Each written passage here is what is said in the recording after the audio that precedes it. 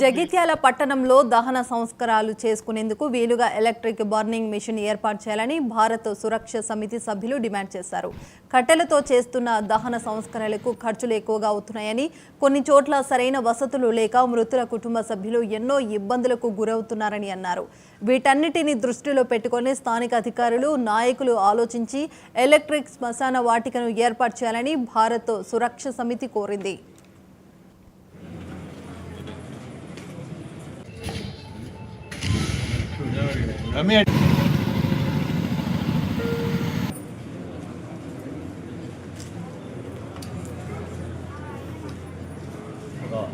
వినతి పత్రం ఇవ్వడం జరిగింది.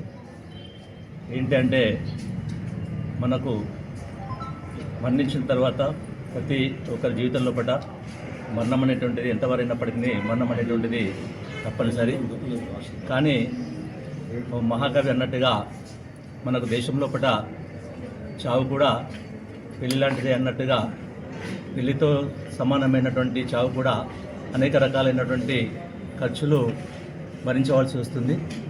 ప్రధానంగా చనిపోయిన తర్వాత మనిషి చనిపోయిన తర్వాత దహనం చేయడం అనేటువంటిది తప్పనిసరి. కానీ ఈ దహనం చేయడానికి ప్రధానంగా మనము శ్మశాన వాటికలో పడున్నటువంటి కట్టెలను మాత్రమే ఉపయోగించుకోవాల్సి వస్తుంది.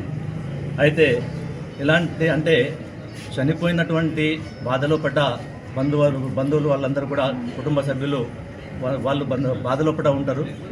కానీ ఇది తప్పనిసరి కాబట్టి దహనం చేయడం అనేటువంటి తప్పనిసరి కాబట్టి ఆ శ్మశానంలో పడున్నటువంటి ఆ కట్టెల్ని వినియోగించుకోవాల్సిన పరిస్థితి ఉంది.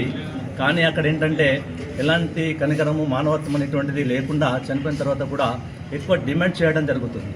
కేవలం కట్టెలకే 10-15 వేల రూపాయల వరకు మనము ఖర్చు చేయవలసి వస్తుంది.